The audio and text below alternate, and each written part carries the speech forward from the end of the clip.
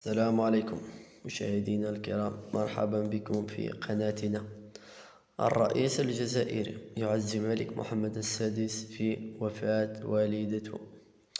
وجه الرئيس الجزائري عبد المجيد تبون برقية تعزى إلى الملك محمد السادس بمناسبة وفاة والدته أميرة لالا لطيفة مساء اليوم السبت. وجاء في برقية الرئيس الجزائري: تلقيت بأمس نبأ عودة الروح والدتكم إلى خلقها، وكان هذا خبر محزن الذي ألم بكم بأسرة الملكية بلوغ الآثار يسمى خاص باسم الشعب الجزائري. أتوجه جلالتكم بأصدق تعزي راحبا من عالم القدر أن يتغامض الروح فاقدة باستئراح رحمتها، وأن يلحقها يتغامض الروح بأهل الخير والبر والحسن رافقا. وأضيفت برقيات: كما أصل مولي عز وجل أن يلهمكم في كل أفراد عائلات ملكية الكريمة الجميلة